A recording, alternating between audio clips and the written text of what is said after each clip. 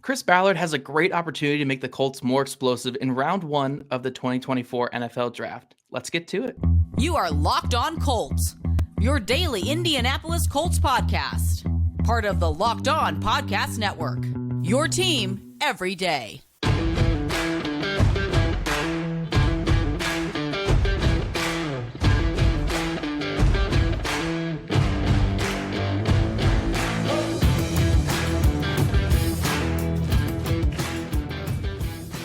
Thank you all for tuning in and making us your first listen of the day. This is your daily podcast covering your Indianapolis Colts, part of the Locked On Podcast Network, your team every day. Today's episode is brought to you by FanDuel. Make every moment more. Right now, new customers get $150 in bonus bets with any winning a $5 bet. That's $150 if your bet wins. Visit FanDuel.com/lockedon to get started. Hello, everyone. I am Zach Hicks of the horseshoehuddle.com. You guys know you know me from all my film work over there. Also know me as your favorite co-host here on the Locked On Colts podcast. And today I'm joined by my good buddy Ian Cummings over from Pro Football Network. Ian does a fantastic job over there. I cannot recommend him and his work more than enough basically when it comes to the draft season. He does a great job over there. We had him on last year right after the Colts draft, and he did a great job breaking down the Colts draft class. So make sure you go back and check that out to see what he said about the Colts draft after that draft last year. But Ian's joining today to talk all about the wide receiver prospects in the 2024 NFL draft. There's a lot of great options for the Colts, and we're going to break it all down today. We're going to talk about round one options. We're going to talk round two options, and then we're going to dive into the day three guys. Who can be this year's Puka Nacua, the outstanding young player there for the Rams. But kicking it off with round one, Ian, I think when you look at the round one options for a team like the Colts, they're sitting there at 15. You're not going to get a Malik Neighbors. You're not going to get Marvin Harrison Jr., probably not going to get Rome Odunze. Like, you're probably not getting those guys there. So is the next best option there Brian Thomas Jr. from LSU? He's one of them for sure. I wrote on my list, I kind of compiled a Colts list, like who I would prefer for that scheme and, what Anthony Richardson needs too. I had Rome Odunze and Malik Neighbors on there as pipe dream fits, probably not going to make it that far. Right. On the off chance they do, receivers have fallen before. I think both of them would be phenomenal value picks. And I've done a couple mocks too with Brock Bowers. If he falls to that point too, just the type of weapon that he is, I would love that fit. Or we're strictly talking wide receivers here. So the next options for that, I think Brian Thomas Jr. is definitely the next one for me. Keon Coleman is also in that mix, but I don't like him as much of a fit for Steichen's offense. I think the route running ability, I think the building blocks are there when you talk about the flexibility of route stems, the targeted physicality, right? I think he does have that. But I think Brian Thomas Jr. is a little bit further along with the efficiency of motion, right? He's such a fluid athlete for his size. He's so streamlined, so fast. You see that deep speed separating on slot fades and 9 routes, right? He's so good at that, just effortless for him. But at the same time, too, tempoing those releases to get cornerbacks offset and then capitalizing on that, it's a very strong part of his game. I think beyond the vertical element, there is still room for him to not only expand his route tree, but kind of refine his plant and drive technique on those comebacks, those digs. But if you want a guy who can really eat on the vertical plane and has that rack ability, that motion ability too, right? I think Brian Thomas Jr., and not only that too, the ball tracking and contortion ability in the hands of the catch point. I think all of those things are boxes that he checks. I think once he runs and tests at the combine, he's been kind of a mid to late first guy. Those guys don't tend to fall very far. So I think if you're at 15, Brian Thomas Jr., if you like him that much, I think the fit is definitely there for that offense. Yeah, and a big thing why I keep looking at Brian Thomas Jr. is, Colts general manager Chris Ballard said something they really want to go into this offseason and do is be more explosive overall on their team. They're an explosive team, don't get me wrong. And when they get Anthony Richardson back, it's going to be even more explosive just by proxy with him coming back. But they want to add another weapon to this offense. And I keep looking at Brian Thomas Jr., where it's like, look, you got this 6'4", 6'5" receiver, 200 pounds, so he's not like uber skinny or anything like that. Over 17 yards a catch this past season, big time downfield option. He reminds me a lot of Martavis Bryant whenever I watch him. Just the peaks and flashes we got from Martavis Bryant there in Pittsburgh, the ability to go down the field and make plays. But like you said, I just want to get your input on this again. Do you think he has the potential to be even more than just a downfield guy? Because that's really all he was this past season with LSU, and he was fantastic at it. If he's just going to be this level of deep guy in the NFL, that's fine. I can live with that. But to take a guy at 15, he has to be a little bit more than that, Yeah, for sure. And I think there is a bit of projection that always goes on with these types of guys. I do think he can be more. I think on the rack plane too, like you look at him take drag routes, right? Motions, mesh plays, right? He can do that too. He can do those crossers, take plays in stride, and he's got the speed to turn upfield and get space at the boundary too. So I think that's an element of his game that doesn't get weaponized as much because he's such a good deep threat, right? I do think that's a functional part of his game. But you mentioned it too. I think one of the most important things when you're talking about projecting is being able to separate in the short and intermediate ranges as an independent route runner. Does he have that? I do think he has the potential. I harken back to Quentin Johnston from last cycle. That was a big learning point for me, right? Because he's big, he's explosive, he's long, he's got great rack ability. But looking back, some things that could be misconstrued as fluidity, it's maybe segmented motion, right? He's really energetic, but I look at a guy like Brian Thomas Jr. I think he's a lot more fluid on his transitions, and so that gives me some solace. I do think you can build off of that. Definitely room to take action on that, right? He's still pretty raw past the vertical plane, but I think the hip fluidity, the hinge fluidity, the swivel freedom, I think all of those things, the bend, right? Using curvilinear acceleration on stems too. I think all of those things are there a lot more than what we've seen with other taller receiver prospects. So I take solace in that. I think there is something to grow, but we've had this conversation before just across the board. And another factor that people don't always talk about, right, is when you're bringing on these rookies, these young players, position coaches need to work on install and offensive, the playbook, installing that as much as technical things, right? And they don't always have time to harp on the route running, right? The plant and drive technique, right? Those little soft skills, right? That kind of come naturally for guys, right? So you want him to kind of show that he has it coming out of college. There's still room for consistency there, but I do think if you're asking if the building blocks are there to develop upon, I do think that is the case with Brian Thomas Jr. more than most bigger receivers we've seen come out. Yeah, and a very young player too. He's 21, I believe. I think he's 21 right now. Yeah. I think he'll be 21 going into next season. Very young player, just hit his stride this past season. I'm excited for him. I think he can be a great addition to this Colts team at 15. Aside from him, I don't think there's many other guys at 15 that work for wide receiver. I think it's those top 4 guys. But Ian, if the Colts were to trade back, say they trade back to pick 25, 26, 27, wherever, who are some names that pop up for you that could fit not only this Colts offense, but just fit any team there in those like 20s range for wide receivers? Yeah, for sure. And I was going to say, right, probably trade back if you're going to consider anyone else. I think that's the proper value proposition for you. But some guys that pop into my mind, I think Keon Coleman, if you could trade back and then get him, I would be able to swallow that a little bit easier. I think for Keon Coleman, it's just refining that route running palette. It's something that you want him to do. And, he is a little bit over-reliant on contested catch opportunities off the stats, right? I do think he's very good in that phase, but you want him to be able to separate a little bit more. And he's not quite as fluid as a Brian Thomas Jr. So those concerns come in, but he's a very good rack threat as well. I do think he has enough speed to work the vertical plane, and he's a really good blocker too, which I think for the Colts in particular, you're not just thinking about the vertical passing game, you're thinking about implementing a rushing offense with Anthony Richardson that showed a lot of promise before he got injured, right? So you want these wide receivers to be able to block on the perimeter, and I think Keon Coleman really flourishes with that too. Another guy is AD Mitchell from Texas. I think he's mainly an X guy, right? So hasn't been used in motion quite as much as that movement Z. He's more going to be your guy who wins on the boundary, independent route running, right? Very good route runner, probably one of the better route runners in this class. And he's 6'3", 6'4". So I love watching his tape just because the throttle control, the micro movements, the hip sync, right? All of those things are very strong in his game. And he's got the speed to threaten vertically, press up into stems, and get DBs to kind of overrun those. So that's a good part of his game too. Very good hands, and he's a good blocker as well. So I think if you're looking for a guy who's probably going to be a primarily X, I think what happens to Michael Pittman Jr.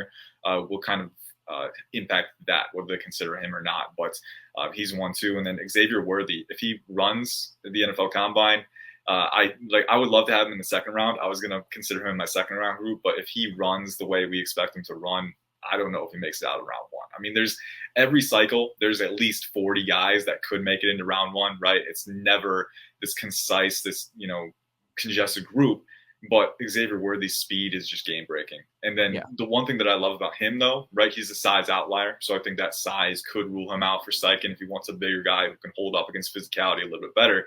But what I love about Xavier Worthy is that he has the speed and he knows how to use it as a route runner. He knows how to weaponize it, right? He's so good at just manipulating DBs and taking that one wrong step, and then boom, he's got the bend and the speed to capitalize and break outside or inside without losing any pace at all. So that's a very strong part of his game. Focus drops can be an issue, but I think it's more just a focus issue than a technique issue. I do think his ball tracking ability, especially down the field in the deep third, I don't think ball tracking is an issue. I think it's just a matter of getting outside of his head, right? Making sure that he stays in the moment. I think if he can do that, then he can kind of shore up that part of his game. But another guy that I like, I think the weight will rule him out for some teams, but he's a speed guy who knows how to use that speed, and I'll always love those guys. Awesome. Ian, we're going to put a pin in that Xavier Worthy conversation because I definitely want to come back to it. But guys, we're going to talk about day 2 players that fit the Colts at wide receiver coming up in just a second.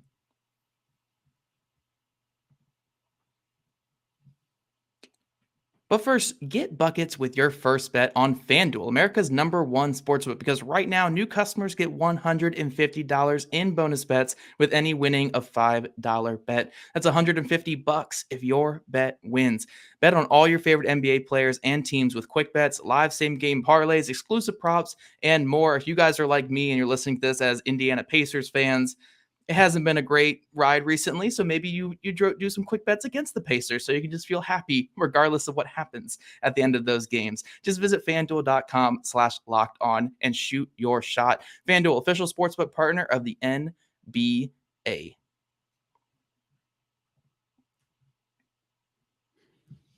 All right, Ian. So I definitely didn't want to, I don't like to break up when we're talking about players from segment 1 to segment 2, but I need to talk about Xavier Worthy because I feel like I'm a crazy person with how high I am on this player. And I think the thing that keeps coming back to me with Xavier Worthy, Texas wide receiver, if you guys aren't familiar, is so many people, they focus on what he struggles with right now, which I think is very fair.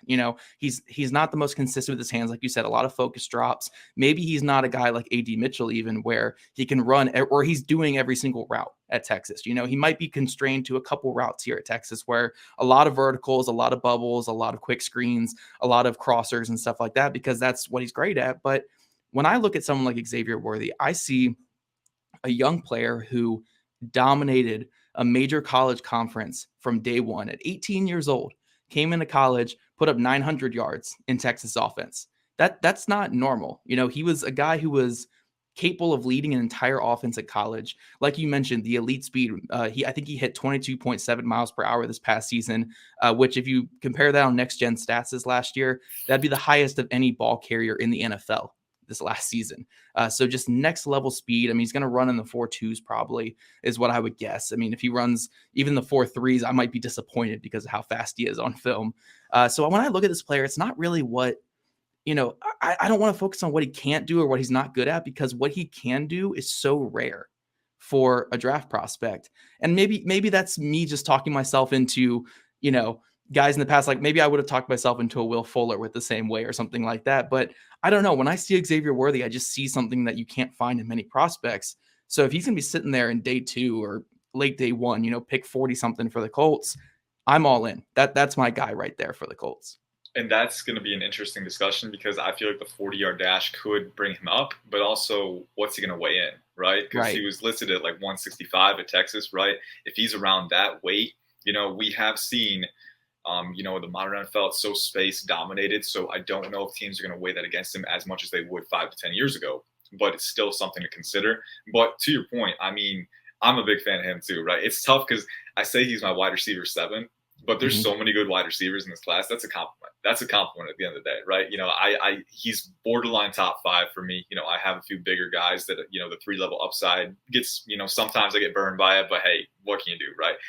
But I think Xavier Worthy, just the way that he used that speed again, but the type of speed too, right? I mean, it's special. I mean, I remember Jameson Williams. Some guys you can just tell, right? Like some guys have vertical speed, like Tez Walker has really, really good vertical speed, but some guys are just different. Worthy is different, right?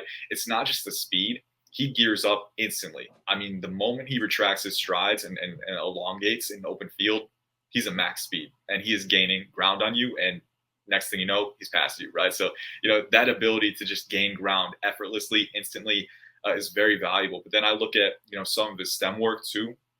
like the little angle modulations, pressing upfield, right? He's not a guy who's just going to go vertical. He's going to use those angle modulations to draw the DB just a little bit off course, and then the angle freedom to cut 90 degrees outside, swiveling without losing any speed. Again, like that flexibility and that control with that kind of speed is so impressive to me. So, if you had him as your wide receiver 5, wide receiver 4 even, like I would not argue too much with you, because I think that speed and that ability to utilize it and weaponize it is so special. And I think you can use him on motions too. You see some rack targets where he actually shows pretty good contact balance for his size, right? He's kind of a wiry dude. So, I like him a lot. I think there's the focus drops, you do want to harp on those, but if you run a vertically oriented offense that's, getting guys in space and letting them kind of use that speed, I think there's a lot of upside to unpack that just not many other guys have, because he's that special with that. So, I love it that you're on the Worthy train too, because I've been on it from the start. I'm a big fan of his. Yeah, I know people they sour on him a little bit, but I think the combine's going to bring people back to him, like where we're at with him right now. But I have a couple guys written down here for day 2 options. I'm going to just rattle these names off, and then you can also list some other day 2 options that you like. But Malachi Corley and Ladd McConkey. I think Ladd McConkey is actually one of those round 1 to round 2 tweener type guys, with how productive he was in college, how great he was at the Senior Bowl. But what do you think about those 2 guys, and who are some other day 2 options that you like for the Colts or just for anyone in general?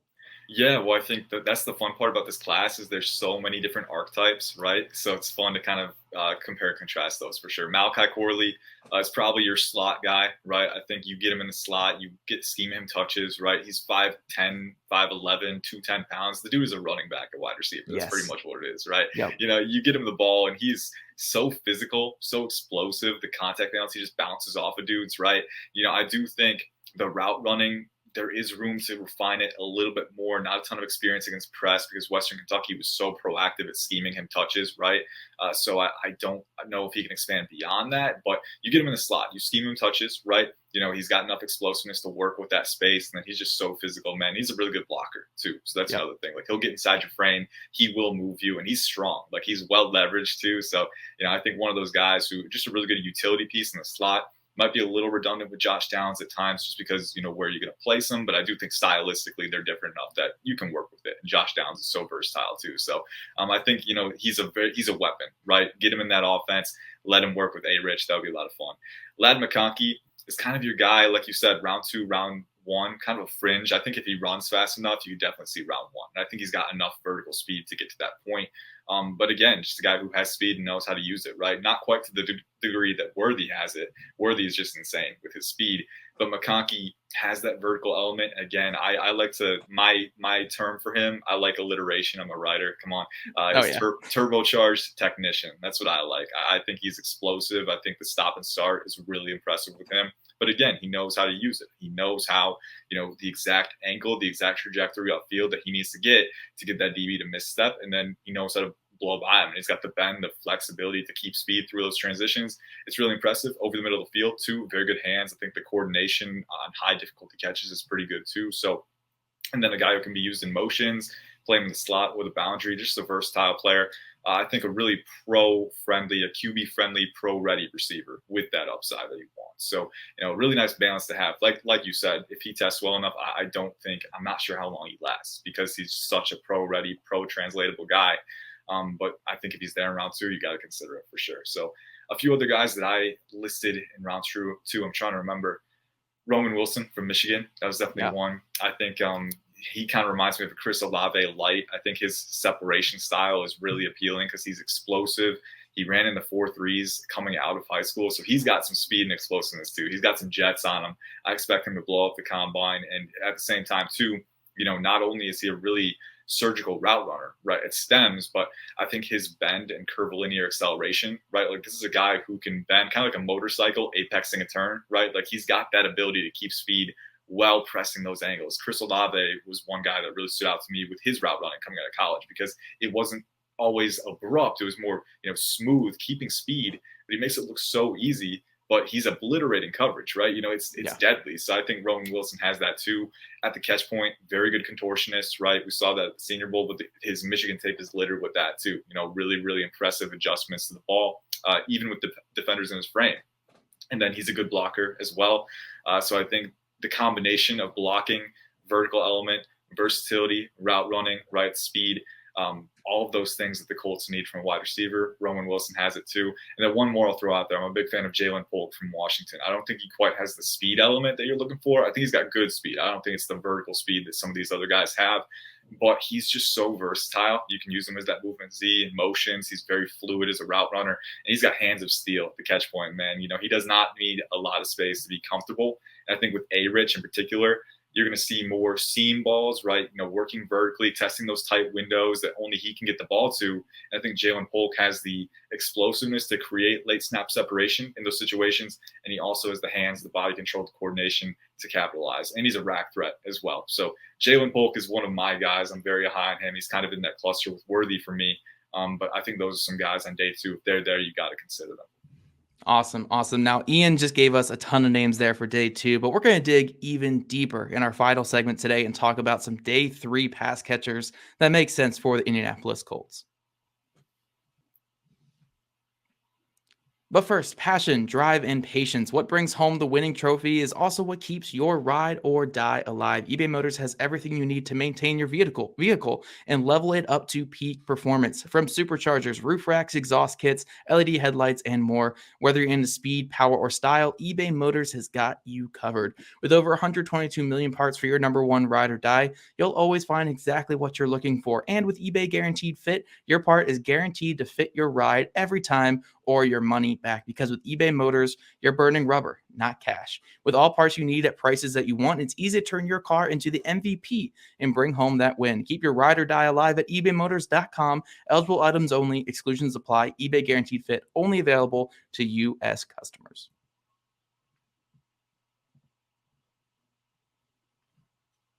All right, Ian, we're diving deep into some of these day 3 gems, or potential day 3 gems. You never know with how the NFL draft goes. You're talking day 3 gems, and all of a sudden the guy goes top 50. You never really know when it comes to these NFL teams. I remember a guy last year, not talking wide receivers, just linebackers. I was talking Marte Mapu all draft season as like, this is my day 3 gem. I really hope the Colts get him day 3. The Patriots take him like 90th overall, like went way higher.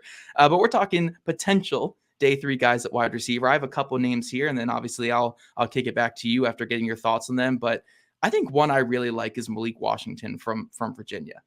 I mean, he was the guy where when I was looking at Shrine Bowl wide receivers, like this was the guy where I was like, okay, he's going to just tear up this event. Like he's too good for this. It's again, I'm not trying to talk down on Shrine by any means, but it's just like this kid was built to tear up the Shrine Bowl.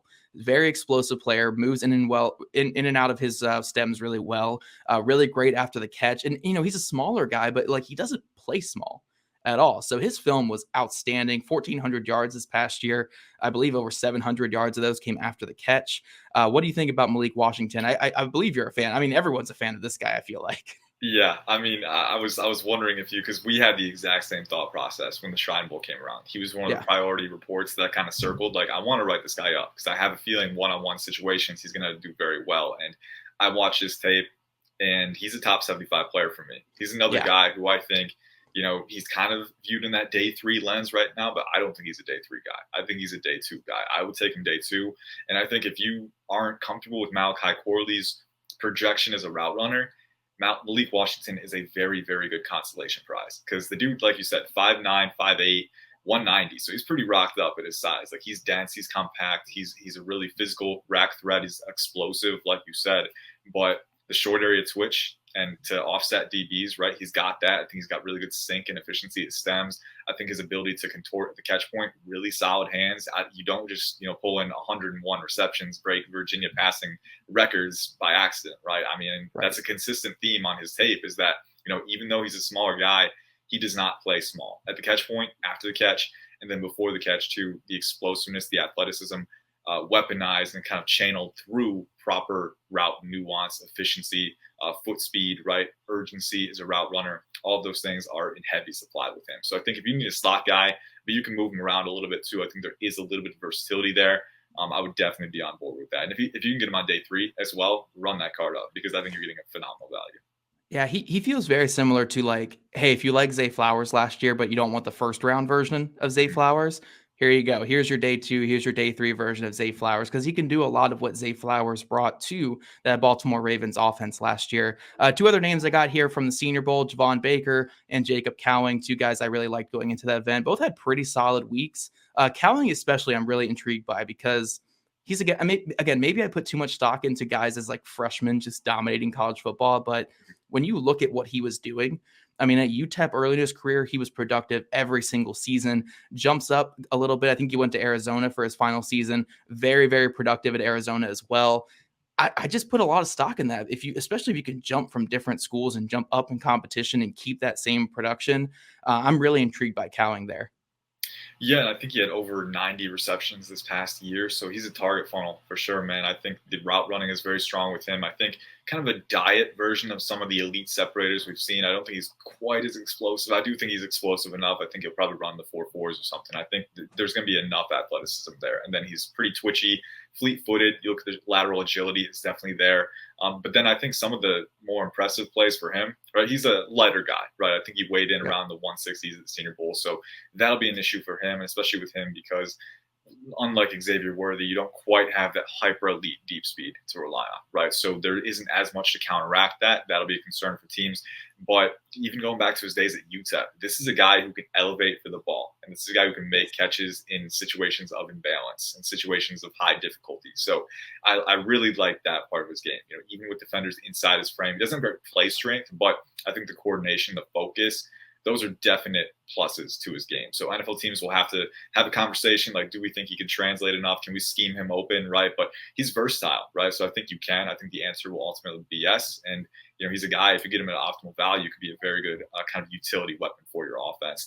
Javon Baker is a fun one. I think, again, the dude is big, 6'1", 207, 208, right? But he moves really well. I think the short area twitch, again, the foot speed, the urgency as a route runner, really good release package that you want to see. So I think that's a very strong part of his game. I think for me with him, there are some speed limitations. I don't think he has an elite deep speed, and that can, you know, limit his ability to stack. And I think it's going to be a little bit harder to get away with that at the NFL level. But I do think there's enough burst to get some steps in. I think for him, the strongest thing on my evaluation was the hands. I think the hands, the coordination, he's good at using late hands too, very patient, doesn't really get caught in the heat of the moment, right? Doesn't panic when things are going too late. He's patient, he's calm, collected, and he knows exactly when to extend and snare the ball beyond his frame. So I think those hands are strong, coordinated, patient, efficient. And we saw that a couple of times at the Senior Bowl too. You know, guys were kind of crowding his frame in the corner of the end zone, and he's still having that composure to convert in those situations. I think for him too, he's got some rack ability. He's a pretty good blocker, pretty good awareness as a blocker. So I think, again, a good utility receiver. Don't know if I'd take him on day 2, but as early as I can on day 3, like get this guy in your rotation. He'll be a strong ad. So I think I like those guys a lot for sure. Awesome. Now, Ian, I'm going to let you get your guys in here. We have a couple minutes left. You can just rattle them off here. Who are some day 3 or, like I said, guys who you think might go day 3 that you have your eye on in this draft class? Yeah, so I'm actually really impressed. We didn't have any overlap. I was right. I was trying to go late day 3 for a couple of them to get some gems in there, but we're covering all of our bases here, so I like that. Ricky Pearsall is one. Again, I don't think the vertical element will be quite as much for psych and scheme, but I think he's a really good route runner. I think he's very, very sure-handed. Again, I mean, everyone knows that one-handed catch where he's getting hit inside his frame, right? But, you know, that's a common theme across his tape is the dude just has really reliable hands, and he's a very versatile route runner. He's got pretty good utility ability. He's not a great blocker, but I think, again, you get a versatile receiver in your rotation. He's a good one to add. Jermaine Burton from Alabama is another one. I think, again, a really good speed guy who actually really flashed some route running development this year. I think the ability to use that speed, again, to press into stems, the double moves, very fluid on those plays. I think he's not quite as consistent at the catch point, but he's got that body control and ball tracking ability. I think it's just converting a little bit, but the speed route running is there. So I like him a lot as a day 3 sleeper. Luke McCaffrey from Rice. Again, I like him as a movement Z, very fluid, very versatile, very good hands over the middle of the field too. I thought he made some strides for himself at the Senior Bowl. I would like him early day 3. I think he's got the versatility that you want. I think he's got the sure hands that you want. And I think he's going to be a better pro than he was a college player for sure. And he's a former quarterback, so that shows up in his game too, that intelligence.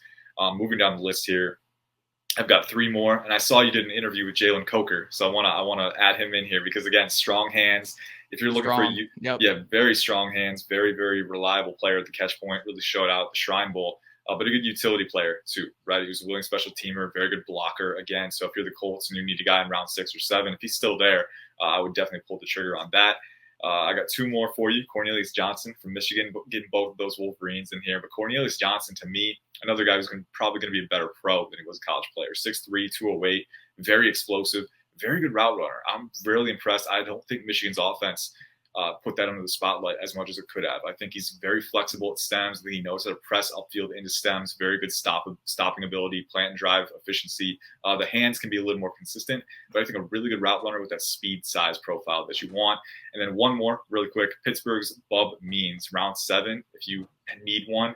6'2", 218. He was a Feldman freak with, I think, a 4.36 40-yard dash verified. So a speed guy who flashes some route nuance time and time again. Those are a few guys at varying ranges for you. I think if you need a wide receiver, if you're the Colts, a lot of options to take into consideration here. Man, you're selling me on Bub Means. Is that what it was? Bub Means. He's got a great name too. A+ name. A+ name. That's a great way to close this out. Ian, as always, I am always impressed by your wealth of knowledge and your vernacular. Your vernacular is great when it comes to describing this stuff here.